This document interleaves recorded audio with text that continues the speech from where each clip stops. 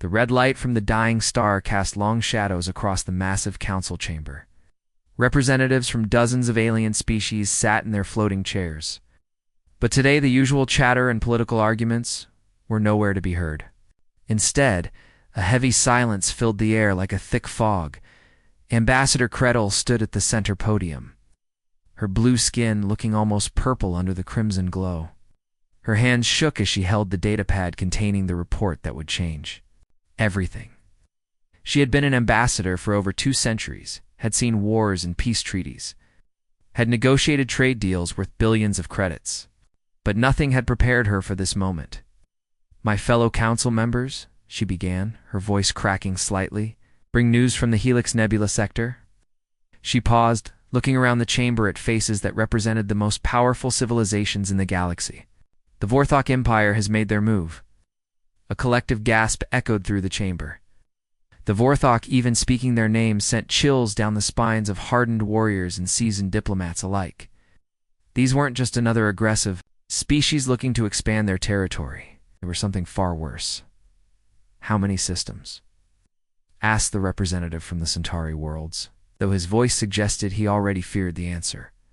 Kratel, S4 eyes, a trait of her species that usually helped her read multiple data streams at once, now seemed too heavy to keep open. 17 full civilizations. Not conquered, not enslaved. Completely erased from existence. The silence that followed was deafening. Everyone in that chamber knew what this meant. The Vorthok didn't just defeat their enemies, they deleted them from the universe entirely. Their biomechanical ships could break down matter at the molecular level, turning entire planets into cosmic dust. Whole species that had existed for millions of years were now nothing but empty space and scattered atoms. For 800 years, the Vorthok had been the galaxy's worst nightmare. They stood nearly 9 feet tall, their reptilian bodies covered in armor that seemed to be alive, pulsing with energy and adapting to any threat. Their ships weren't built, they were grown. Massive living creatures that could heal themselves and evolve new weapons during battle. They had conquered over 70% of known space, leaving behind only dead worlds and the memory of what once was. The Altarian representative continued reading from her report, each word feeling like a death sentence. "Our long-range scanners show their fleet moving toward the Outer Rim territories. They're following the same pattern as always, complete, systematic destruction of everything in their path." "Where exactly are they headed?" The question came from the back of the chamber, from a species that had already begun quietly preparing evacuation ships for their homeworld. Kretel looked up from her datapad, her expression mixing sorrow with something that might have been curiosity. "There's a small solar system in their path. Nothing special about it really, just a yellow star with a few planets orbiting around it. But the 3rd planet is inhabited." She tapped her datapad, bringing up a holographic display in the center of the chamber. The image showed a beautiful blue and green world, white clouds swirling around continents and oceans. It looked peaceful, almost primitive compared to the advanced civilizations that filled the council chamber. "The species there calls themselves humans," Kretel continued. "From what our scouts have gathered, they're relatively new to space travel. They've barely made it to their own moon, let alone develop the kind of technology needed to defend against the Vorthok." An elderly representative from the Rigel system shook his head sadly. "Another civilization that will be lost before we even get to know them. How long do our analysts think they have? Based on the Vorthok's current speed and their usual tactics, maybe 3 of their local rotations, what they call days." The chamber erupted in quiet murmurs and worried conversations. Some delegates were already making plans to evacuate nearby systems. Others were calculating how long it would take the Vorthok to reach their own worlds after finishing with the humans. "Is there anything we can do?" asked a young representative, though everyone knew the answer. Kretel closed her eyes, all 4 of them, and shook her head. "The Galactic Defense Force is already stretched thin, protecting the core worlds. We simply don't have the resources to defend every system in the Outer Rim. And even if we did," she gestured to the holographic display showing the approaching Vorthok fleet. "They've never been stopped before, not once in 8 centuries. As the council session ended and representatives began filing out to prepare for the inevitable no, one noticed the small detail in the corner of the intelligence report. The humans, unlike every other species the Vorthok had encountered, had responded to early warning signals not with panic or attempts to flee, but with something else entirely. They had started working together, sharing resources and information across their entire planet. But that detail would only matter if anyone survived long enough to understand what it meant. The bridge of the Devourer was unlike anything built by other species in the galaxy. The walls weren't made of metal or composite materials. They were alive, pulsing with veins of bioluminescent fluid that carried information throughout the massive ship. The floor beneath Commander Zethkar's feet responded to his movements, adjusting its texture and temperature to match his preferences. Zethkar himself was a terrifying sight to behold. Standing nearly 9 feet tall, his reptilian body was covered in what looked like armor, but was actually a living second skin that had been grafted onto him during his military training. The armor moved with him, breathing and adapting, small, circuits of light running through it like a nervous system. His eyes were large and predatory, designed for hunting in the darkness of space, and his mandibles, the jaw-like appendages that flanked his mouth, clicked rhythmically when he was pleased or thinking. Through the massive viewing port, hung in space like a jewel, the blue oceans and white clouds made it look almost peaceful, innocent even. Zethkar had seen thousands of worlds just like this one, and they all ended the same way, as empty husks drifting through space after. His people were done with them. "Tell me about their defenses," he said to his lieutenant Morthic, was hunched over a control station that looked more like a living creature than a computer. Morthic's claws danced across the organic interface, pulling up holographic displays that showed Earth's military capabilities, primitive chemical rockets for space travel, nuclear weapons for warfare, but nothing that could threaten our bioships. Their largest military vessels are metal constructs that move through water, not space. Zethkar's mandibles clicked in amusement. Water vessels, they still fight on the surface of their planet.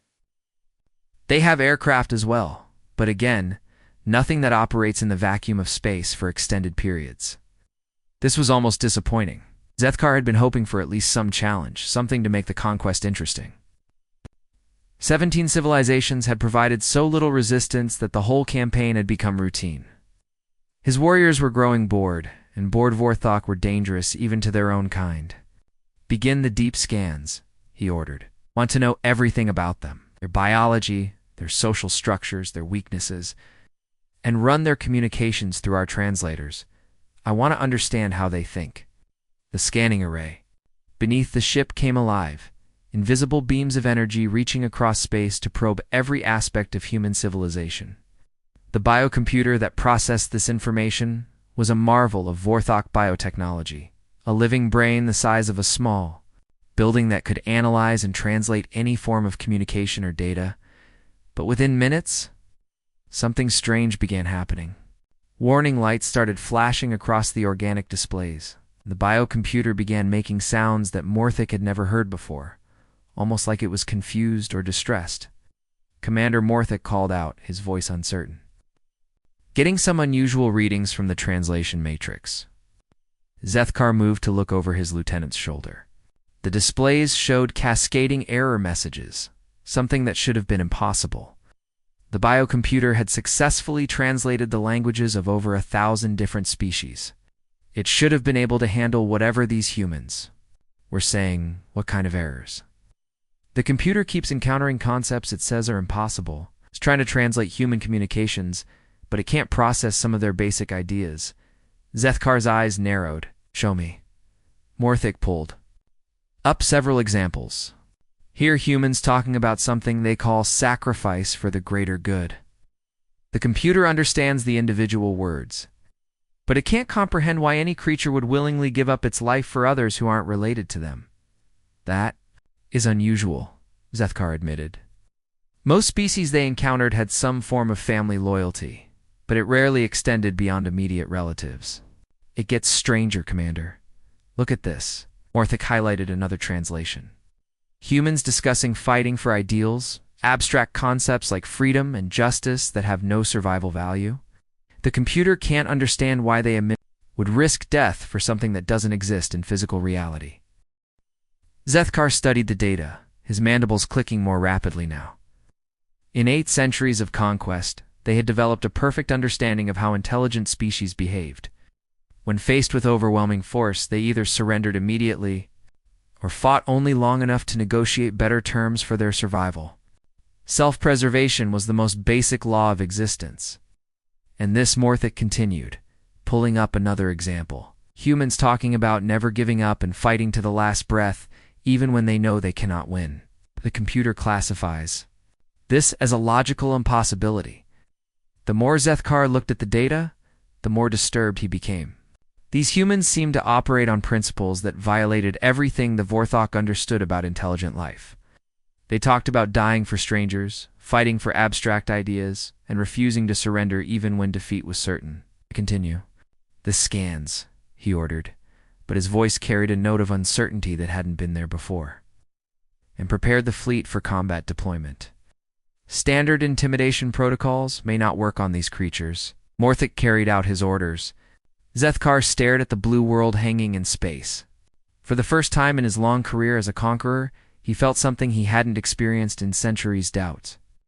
These humans were about to teach the galaxy's most feared predators that sometimes the most dangerous prey is the kind that refuses to act like prey at all. The sun was just beginning to rise over Sol when the sky suddenly turned dark. Not from clouds, but from something far worse. Massive shapes that blotted out the morning light as they descended from space. The Vorthok bioships looked like nothing humans had ever seen before. They weren't built like human machines with straight lines and metal surfaces. Instead, they were alive, their hulls rippling and pulsing like the skin of some enormous creature. Veins of bright blue light ran across their surfaces, and they made sounds low, rumbling growls that seemed to come from deep within their organic cores. Major Park Ji-hoon stood in the underground command center beneath the city, watching the radar screens as dozens of these nightmare vessels took positions over Seoul and other major cities around the world. His command center was buzzing with activity as officers tried to make sense of what they were seeing. The walls were lined with monitors showing news feeds from every major city on Earth. Tokyo, London, New York, Moscow, all reporting the same thing. Alien ships had appeared everywhere at once. "Sir, we're getting size estimates on the larger vessels," reported Sergeant Lee Minsu from his station. "The biggest ones are over 2 kilometers long. They're huge." Ji-hoon nodded grimly. He'd been a soldier for 20 years, had served in conflicts around the world, but nothing had prepared him for this. These weren't just ships, they were floating cities, each one capable of carrying thousands of alien warriors. The first attack came without warning. Beams of purple energy lanced down from the bioships, striking military bases and government buildings. But these weren't normal weapons. Instead of explosions, the buildings simply disappeared. The energy beams broke them down at the molecular level, turning concrete and steel into nothing but scattered particles that drifted away on the wind. "My God," whispered Lieutenant Kim Sora, the communications officer, as she watched a nearby military installation vanish completely. "They're not just destroying things, they're erasing them." Ji-hoon watched his city being attacked and felt something building inside him that he hadn't expected. Not fear, though any rational person would have been terrified. Not despair, even though the technology gap was obvious. Instead, he felt anger cold. Focused anger at these creatures who thought they could just show up and start erasing his people. Sir Kim Sora called out, "We're receiving a transmission from the alien vessels. They're broadcasting on all frequencies." The main screen flickered to life, showing the terrifying form of Commander Zethkar. His reptilian features and living armor would have sent most species running in terror. When he spoke, his voice was translated into perfect Korean, but it carried an undertone that suggested he was used to being obeyed without question. "Humans of Earth," the alien commander began, "you have witnessed our power. Your weapons cannot harm us. Your defenses cannot stop us. You have one choice: surrender now, and some of you may be allowed to live as slaves. Resist, and your entire species will be erased from existence." The transmission ended, leaving the command center in silence. Ji-hoon looked around at his staff. Young men and women who had joined the military to protect their country, their families, their way of life. He expected to see fear in their eyes, maybe panic or despair. Instead, he saw something that made him proud to be human. Lieutenant Kim Sora spoke first, her voice steady, despite the chaos around them. "Sir, with respect, that alien can go too."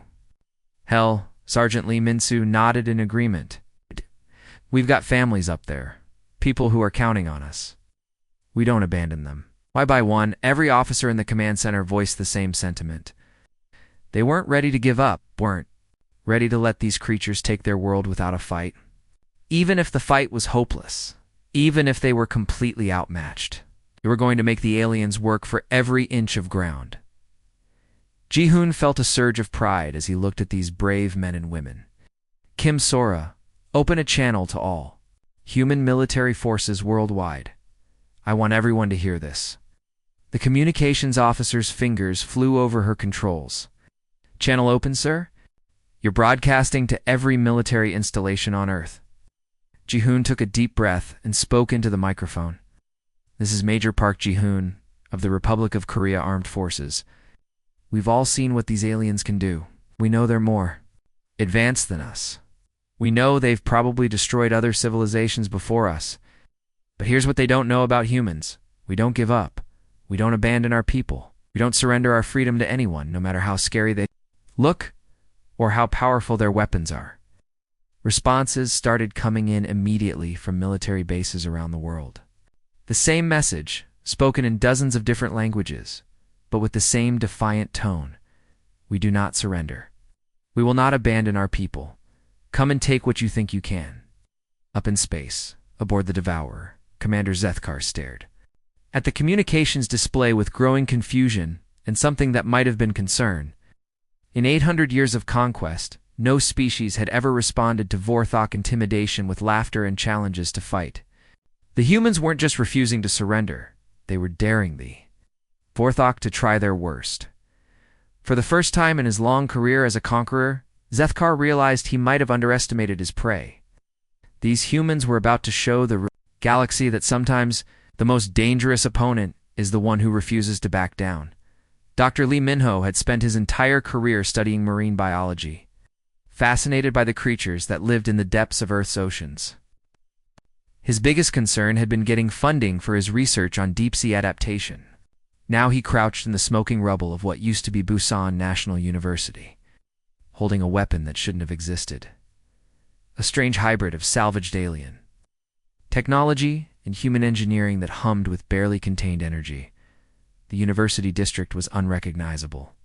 Buildings that had stood for decades were now piles of twisted metal and concrete. The beautiful cherry trees that lined the campus walkways were charred stumps. But among the destruction, something remarkable was happening. Instead of fleeing or hiding, the survivors were fighting back with a determination that defied all logic.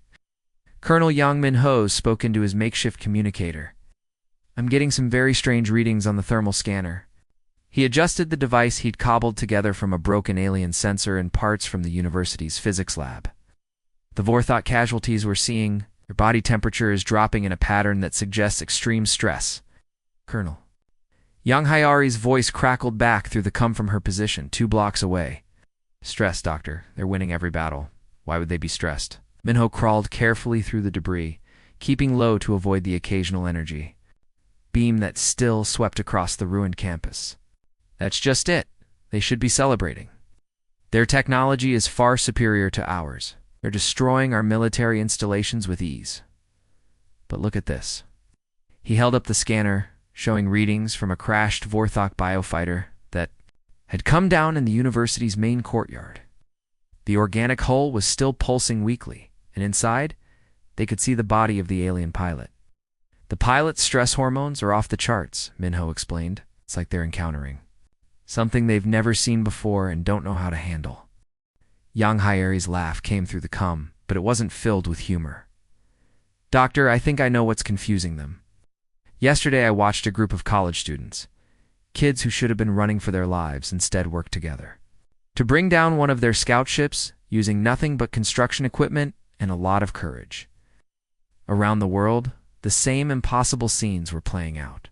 In New York City, human engineers had managed to jury-rig civilian drones with explosive charges, turning delivery robots into kamikaze weapons that rammed into Vorthok vessels. The aliens' superior shields could stop conventional weapons, but they weren't designed to handle an enemy that would sacrifice valuable equipment, and sometimes even their own lives for tactical advantage. In London, something even more extraordinary was happening. As Vorthok ground forces moved through the city, they found their path blocked not by military units, but by ordinary citizens who had formed human chains around evacuation points.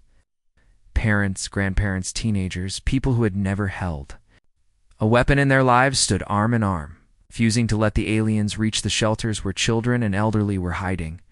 The Vorthok soldiers, trained for 8 centuries to break enemy morale through intimidation, found themselves facing an enemy that seemed to grow stronger when threatened. Every time they destroyed a human position, 2 more would appear. Every time they killed a human defender, others would rush forward to take their place, often singing songs or shouting words of encouragement. But perhaps the most confusing development was happening in Tokyo, where Dr. Tanaka Hiroshi had managed to salvage intact components from a downed Vorthok bioship. Instead of trying to keep the technology for Japan alone, he immediately began sharing his findings with research teams around the world. Scientists in Moscow worked with colleagues in Sao Paulo, who collaborated with teams in Cairo, all freely, exchanging information about alien technology. Back on the Devourer, Commander Zethkar stared at the tactical displays with growing confusion and something that might have been fear. The holographic battle maps showed Vorthok forces winning engagement after engagement, but the humans weren't responding the way defeated enemies were supposed to respond. Commander Lieutenant Morthic reported, his voice shaking with disbelief. "We're intercepting human communications from around their planet. They're sharing tactical data, weapons specifications, and strategic information freely between nations that have been at war with each other for decades." Zethkar's mandibles clicked rapidly, a sign of extreme agitation. "That's impossible. Fear is supposed to fragment societies, make them turn on each other. It's the first rule of conquest, divide and conquer." "Sir, it gets worse," Morthic continued. "We're seeing cooperation between humans who have never met, who speak different languages, who come from completely different cultures. A scientist in one nation discovers a weakness in our bioarmor, and within hours, every human military unit on the planet knows about it." The commander studied the data streams flowing across his organic displays. Everything he was seeing violated the fundamental principles that had guided Vorthok conquest for 8 centuries. When faced with superior force, intelligent species were supposed to either surrender or fragment into competing groups that could be dealt with separately. "They're not acting like prey animals," Zethkar muttered, more to himself than to his lieutenant. "They're acting like ... like pack hunters." The realization hit him like a physical blow. The humans weren't just defending their territory, they were hunting the Vorthok. Every sacrifice, every desperate stand, every impossible act of courage was part of a larger strategy.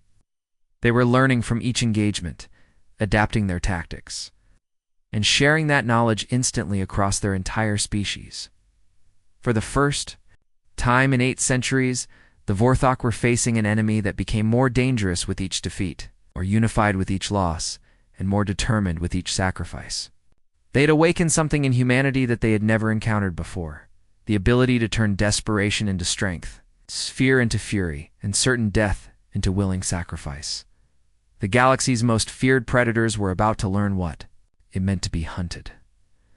The command center beneath the Pacific Ocean was a marvel of human engineering built in just 2 weeks.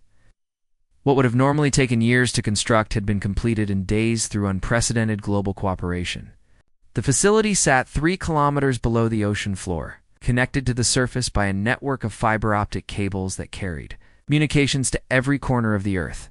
Admiral Choi Min-soo had been chosen to lead the unified human resistance, not because of his rank, but because of his reputation for bringing people together. Standing at the center of the circular command room, he was surrounded by holographic displays showing the status of human forces across the globe. The sight would have been impossible just a month ago. Military officers from nations that had been enemies for decades now working side by side, sharing intelligence and coordinating attacks. Admiral General Park Su-Yang called out from her station. We're getting reports from all sectors. The Vorthok have established complete control of Earth's orbital space. Their bioships are blocking all attempts to launch satellites or spacecraft. Minsu nodded grimly. They had expected this. The Vorthok's strategy had always been to isolate their targets, cutting off communication and supply lines before moving in for the final assault. But they had made one critical error. They had underestimated humanity's ability to adapt and work together under pressure. What about the ground situation? He asked. That's where it gets interesting, Park replied, pulling up tactical displays from around the world. Look at this. In the Middle East, Israeli and Palestinian forces are sharing ammunition and coordinating joint operations. In Kashmir, Indian and Pakistani units are working together to protect refugee camps. Even in North Korea, the government has opened its borders to allow South Korean civilians to reach safety. The admiral studied the data with amazement. 8 conflicts that had raged for generations were being set aside as humans faced a common threat. It wasn't just military cooperation either. Scientists from rival nations were freely sharing research. Engineers were collaborating on weapons development. And ordinary citizens were helping anyone who needed assistance, regardless of nationality or background. Sir, Communications Officer Kim Ji-woo suddenly announced. Her voice filled with excitement and disbelief. We're receiving an incoming transmission from deep space. The signal it is not from any human source. The main screen flickered. As the transmission was decoded, static filled the display for a moment, then cleared to reveal something that made everyone in the command center freeze. It was clearly an alien, but not like the terrifying Vorthok warriors they had been fighting. This creature had blue skin that seemed to shimmer in the light, large dark eyes that conveyed intelligence, and something that looked like hope, features that were almost human-like in their expressiveness. When it spoke, the words were automatically translated into Korean, but the emotion behind them was universal. Humans of Earth, please do not be afraid. We are not your enemies. We are the Kethmori, and we have been watching your struggle with great interest. Admiral Min-soo stepped forward, his heart racing. This is Admiral Choi Min-soo of the Unified Earth Defense Force. How did you get this transmission through the Vorthok blockade? The alien's expression shifted to what might have been a smile. We have been slaves of the Vorthok Empire for over 3 centuries. In that time, we have learned to hide our communications from them. We have watched your broadcasts, seen your defiance, and witnessed something we thought was impossible. What do you mean? Min-soo asked, though he suspected he already knew the answer. You fight not just for your own survival, but for the idea that intelligent beings should be free. You risk your lives for strangers, cooperate with former enemies, and refuse to surrender even when defeat seems certain. The Vorthok have conquered over 1,000 worlds, but they have never encountered anything like this. The alien leaned forward, and for the first time since the invasion began, Min-soo saw something in those dark eyes that gave him hope. You are not alone in this galaxy. There are 47 species that have been enslaved by the Vorthok, have maintained secret communication networks for centuries, hoping that someday someone would come along who could show us how to fight back. General Park moved to stand beside the Admiral. You're saying there are others who want to rebel against the Vorthok. We are saying that your example has already begun to inspire uprisings across the galaxy. The Vorthok rule through fear and isolation, but you have shown that there is another way. You have shown that cooperation is stronger than conquest, that unity is more powerful than domination. Kim Ju looked up from her communication station. Sir, we're receiving additional transmissions. It looks like dozens of other species are trying to contact us. The main screen split into multiple displays, each showing a different alien species. Some were humanoid, others were completely unlike anything on Earth, but all of them had the same expression, hope, mixed with desperate determination. The Vorthok think they are hunting a single primitive species, the Kethmori continued. They do not realize that they have awakened something that will change the galaxy forever. They have shown the enslaved peoples of the galaxy that someone is willing to fight for freedom and that courage is contagious. Admiral Minsu felt a surge of pride and responsibility. The human race was no longer fighting just for Earth. They were fighting for the freedom of every enslaved species in the galaxy.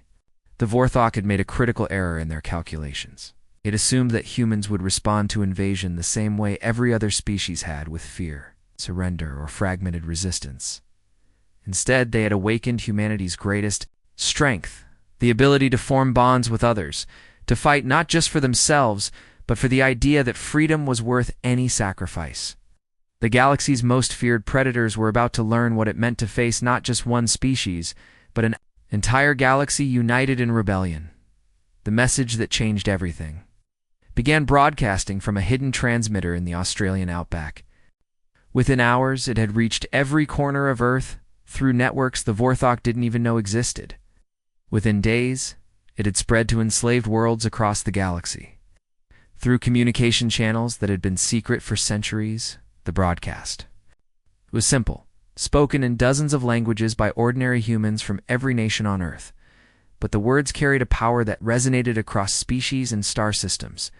To every enslaved being in the galaxy, you are not alone. We are humans of Earth, and we refuse to let anyone live in chains. We offer you alliance, friendship, and the promise that together we can all be free. Captain Odesun had been a cargo pilot before the invasion, flying supplies between remote mining stations. Now he commanded the first human vessel to successfully break through the Vorthok orbital blockade. The ship itself was a testament to human ingenuity, a patchwork creation built from salvaged alien technology, human engineering, and sheer determination. The hull was made from melted-down Vorthok biometal. The engines were reverse-engineered from captured alien fighters, and the life support systems were cobbled together from equipment salvaged from a dozen different sources. Captain, Navigation Officer Yoon Nari called out from her station. We're picking up a massive energy signature at coordinate 749. It's a Vorthok slave transport, one of the big ones. Daesung looked at the display showing the enormous vessel, a bioship designed specifically for carrying prisoners.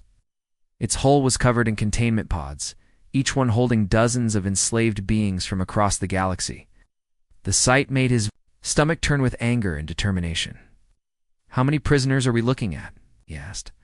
Sensors show approximately 2,000 life forms from multiple species. The ship's registry identifies them as Altarians, the ones with the blue skin and large eyes, like our friends here. He glanced at the 3 Kethmori crew members who had joined them after escaping from their own slave ship. Zarakith, their leader, had become something like a sister to the human crew. Her people had been enslaved for over 3 centuries, but she had never lost hope that someday someone would come along who could show them how to fight back. Captain Zarakith said, her translated voice carrying both excitement and worry. That transport is heavily guarded. Vorthok will have at least 50 fighters escorting it, plus the ship's own weapon systems. Daesung nodded grimly. I know. But we can't just leave 2,000 people in chains, can we? The rescue mission that followed would become legendary across the galaxy. Instead of attacking the transport directly, the human Kethmori crew used tactics that the Vorthok had never encountered. They broadcast messages to the enslaved Altarians, telling them exactly when and where to expect rescue. They coordinated with other resistance cells to create diversions that drew away the escort fighters. Most importantly, they turned the Vorthok's own technology against them. Remember, Daesung told his crew as they approached the massive slave transport, we're not here to destroy anything. We're here to free people. The boarding action was swift and precise. Human Marines trained in urban warfare in close quarters. Combat moved through the ship's corridors with Kethmori guides who knew the layout of Vorthok vessels. Instead of fighting their way to the bridge, they went straight to the prisoner containment areas. This is Captain Odesun of the Earth Liberation Fleet, he announced over the ship's communication system.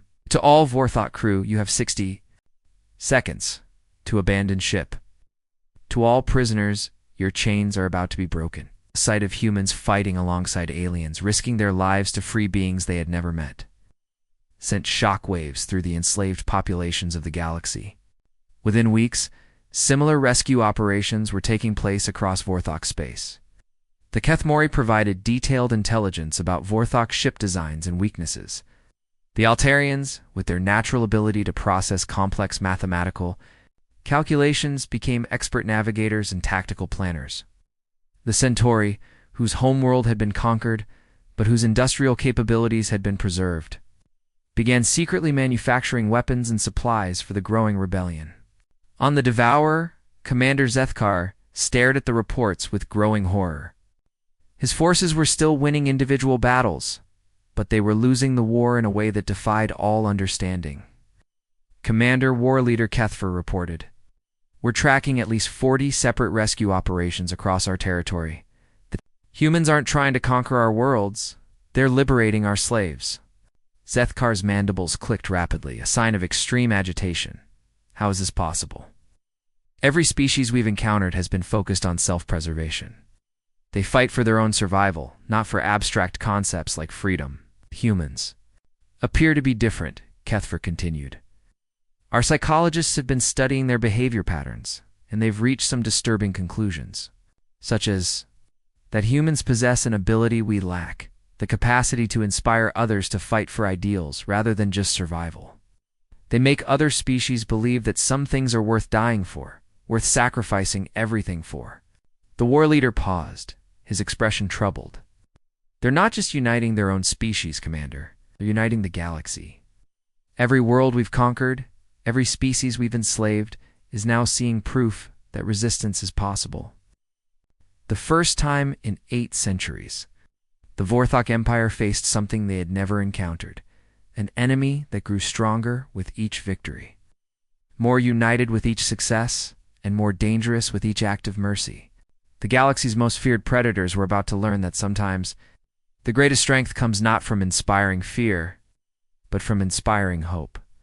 The space around Proxima Station had become the most important battlefield in galactic history.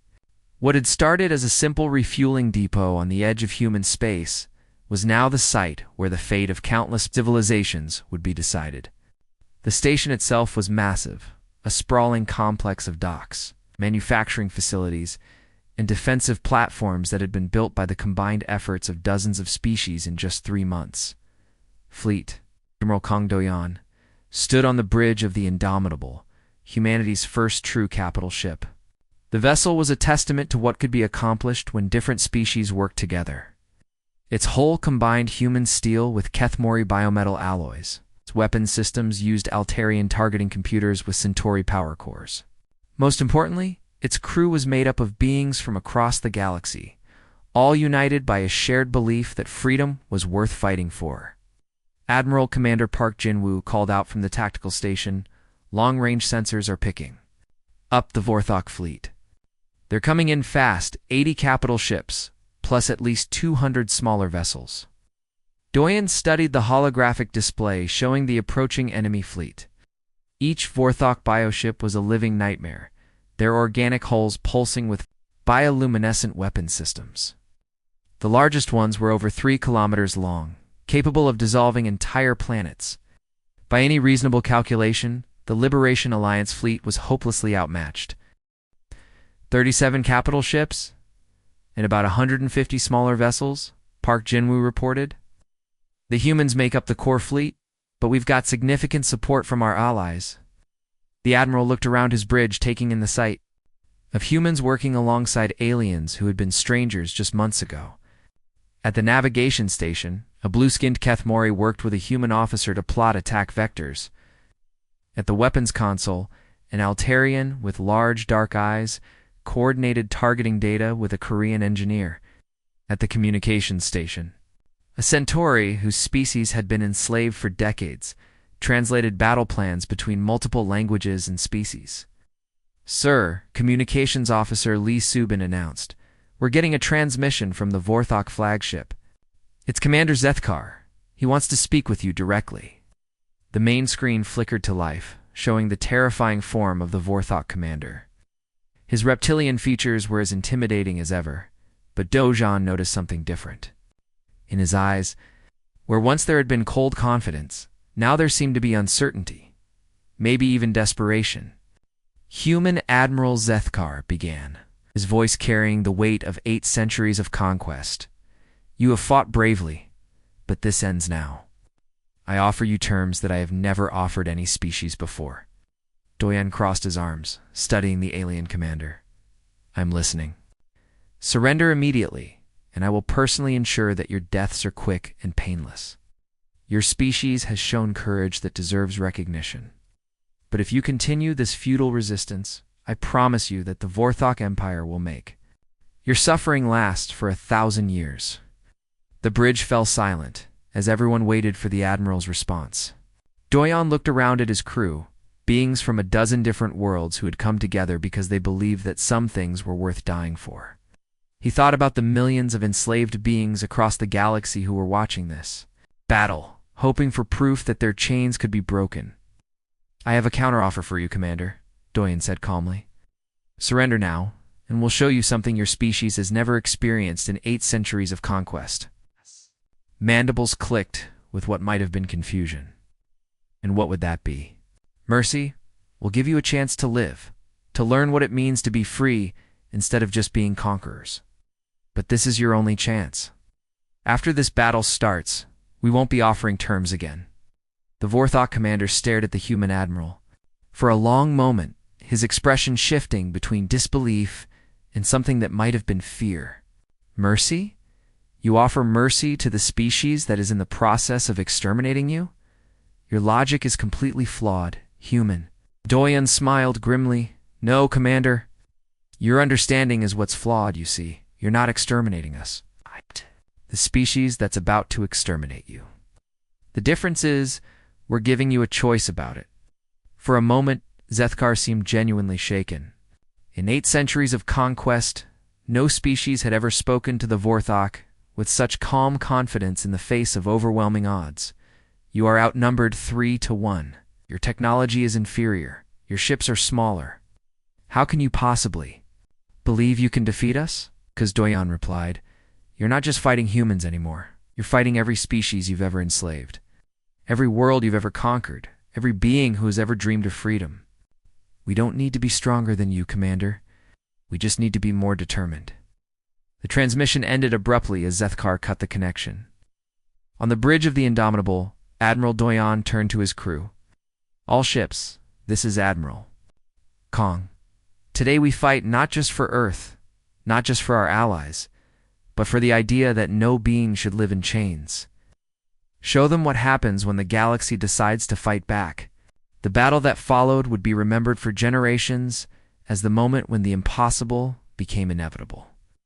When the enslaved became the liberators. When humanity's greatest gift, the ability to inspire others to fight for something greater than themselves, changed the galaxy forever. The final hunt had lasted 3 weeks.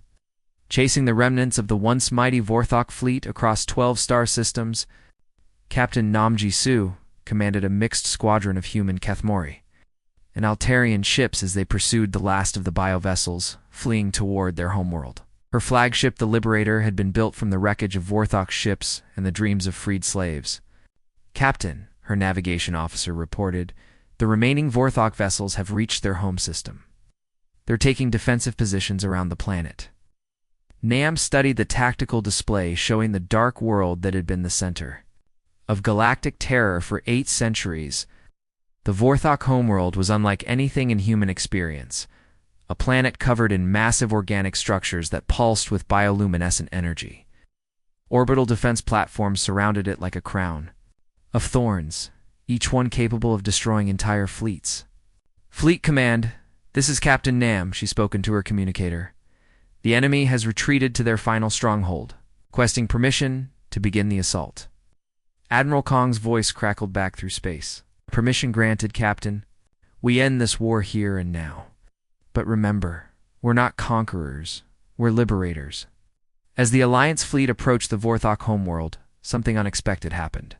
Instead of the fierce resistance they had come to expect, they received transmission after transmission from the planet's surface. But these weren't threats or demands for single combat, or something the galaxy had never heard from the Vorthok before. Pleas for mercy. Captain, Lieutenant Park Jian called out from the communications station. We're receiving hundreds of transmissions from the surface. The Vorthok are. They're asking to surrender. Nam felt the weight of the moment settling on her shoulders. Around her bridge, she could see the faces of her crew, humans who had lost their homes to Vorthok attacks. Kethmori, who had spent their entire lives as slaves, Altarians whose families had been torn apart by Vorthok raids. Every person on her ship had reasons to want revenge against the species that had terrorized the galaxy for so long. "Put me through to their leadership," she ordered. Her voice steady, despite the emotions churning inside her. The main screen flickered to life, showing Commander Zethkar. But this wasn't the terrifying predator who had once commanded the galaxy's most feared fleet. His biomechanical armor was cracked and damaged, sparks occasionally flying from broken circuits. His eyes, once filled with cold confidence, now showed something that no Vorthok had ever displayed before. Genuine fear, not for himself, but for his people. Human Captain Zethkar began, his voice barely above a whisper. We... Request terms of surrender. The bridge fell completely silent. After months of fighting, after countless battles and sacrifices, the words that everyone had hoped to hear seemed almost too good to be true. "You're surrendering?" Nam asked, wanting to make sure she understood correctly. "We invoke the mercy." "You spoke of," Zethkar replied, his mandibles clicking nervously. "We have studied your broadcasts to our enslaved populations. We have seen how you treat prisoners, how you care for the wounded, even when they are your enemies. We... We ask. For that same mercy?" Nam looked around her bridge, seeing the faces of beings who had every right to demand vengeance. Her weapons officer was a Kethmori whose parents had died in Vorthok slave camps. Her tactical officer was a human whose entire city had been dissolved by Vorthok disintegrators. Her medical officer was an Altarian who had spent decades treating the victims of Vorthok experiments. "Captain," her weapons officer said quietly, "we could end them. Right here, right now. The galaxy would be safer." Nam nodded slowly. "Yes, we could. But then what would make us different from them?" She turned back to the screen where Zethkar waited for her response. "The terms are simple, Commander. Complete and immediate disarmament of all Vorthok military. Forces full reparations to every species you've enslaved or harmed. War crimes trials for all those responsible for atrocities. Most importantly, the immediate release of every slave in your empire." Zethkar's eyes widened, and in return, you get to live. Your species gets to continue existing. Your children get a chance to grow up in a galaxy where they don't have to be monsters." The Vorthok commander stared at her for a long moment, his expression shifting between disbelief and something that might have been hope.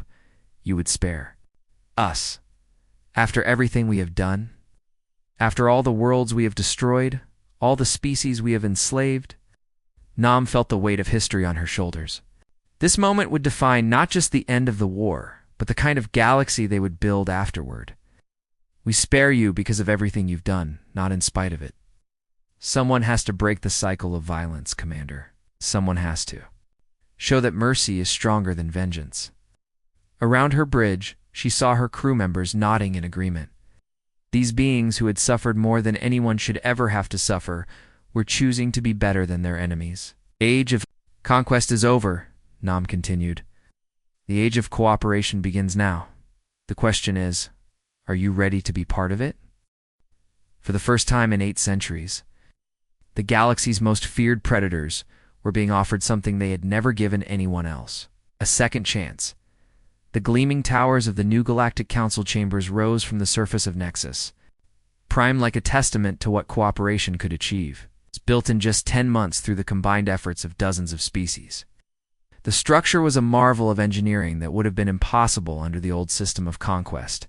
And fear. Its walls were made from Centauri crystal, reinforced with human steel, and shaped by Kethmori biotechnology. Most remarkably, every aspect of its design had been freely shared between species who had been enemies or strangers just 2 years before. Dr. Kim Tae-young walked through the main assembly hall, marveling at the sight of over 100 different species working together on the most important document in galactic history. The new charter would determine how civilizations across the galaxy would interact for generations to come. Representatives sat at curved tables that accommodated beings with tentacles, wings, multiple arms, and body types that defied human imagination. Yet somehow they were all managing to communicate and collaborate. Dr. Kim called out counsel. President Yoon Sung-won as he approached the main podium. The former military officer had been chosen to lead the council not because of his rank, but because of his reputation for bringing different groups together. His transition from soldier to diplomat embodied the changes that were sweeping across the galaxy. The human delegation has finished drafting our final proposal for the new galactic charter, Tae-young announced, holding up a datapad that contained months of careful work. We're ready to present it to the full assembly. The proposal itself was deceptively simple, but it represented a complete revolution in how galactic civilization would function. Instead of the old system, where strength was measured by how many worlds you could conquer, the new charter proposed that power should come from how many beings you could protect and help flourish. The core principle Sung-won explained to the assembled delegates is that every species has the right to develop according to their own nature, free from conquest or forced subjugation. Strength will be measured not by what you can take from others, but by what you can give to help them grow. The Altarian representative, her blue skin shimmering under the chamber's lights, raised a concern that had been troubling many delegates. This proposal sounds wonderful in theory, but we must address the practical reality. What do we do about the Vorthok? Their species has caused suffering on an unimaginable scale. How can we trust them to be part of this new system? The question sent a ripple of tension through the assembly. Many species had lost entire worlds to Vorthok aggression. Families had been torn apart, cultures had been destroyed, and billions of beings had suffered under their rule. The desire for revenge was understandable and, many would argue, justified. Sung-won nodded gravely, acknowledging the weight of the question. The human position is clear. We do what humans have always done with former enemies. We give them a chance to become something better. He gestured to a section of the chamber where several Vorthok representatives sat quietly, their once terrifying appearance now seeming almost diminished. We don't forget what they did. We don't ignore the suffering they caused. But we also don't let the past determine the future. The debate that followed was intense, but respectful.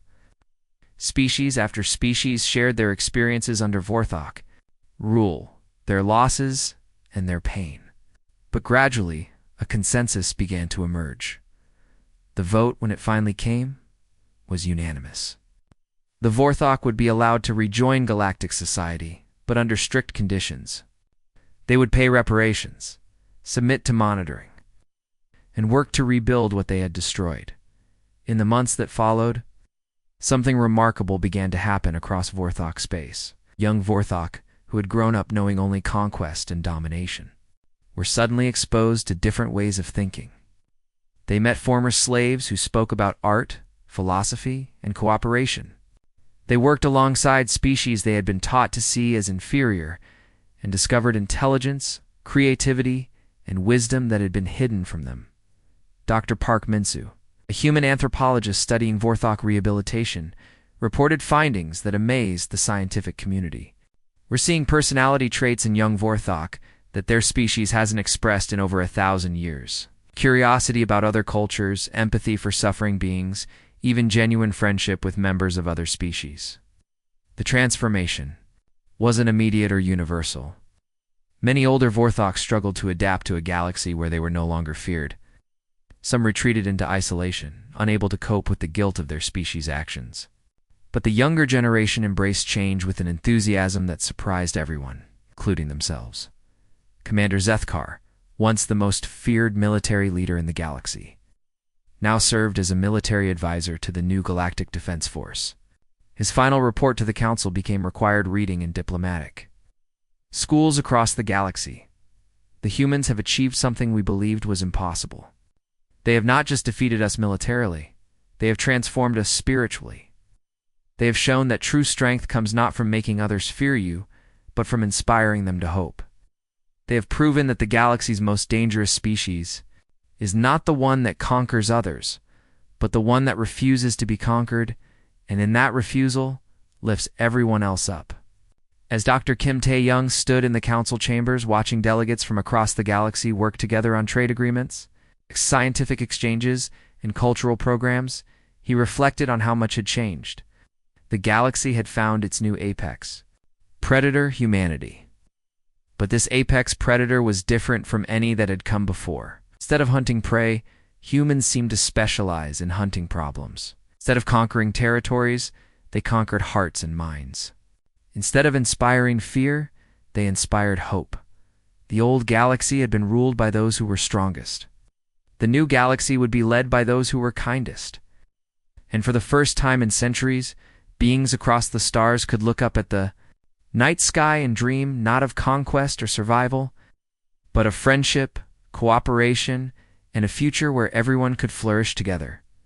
Peace wasn't just a dream anymore. It was the new reality built on humanity's most dangerous trait, the ability to see the potential for good in others, even when those others couldn't see it in themselves.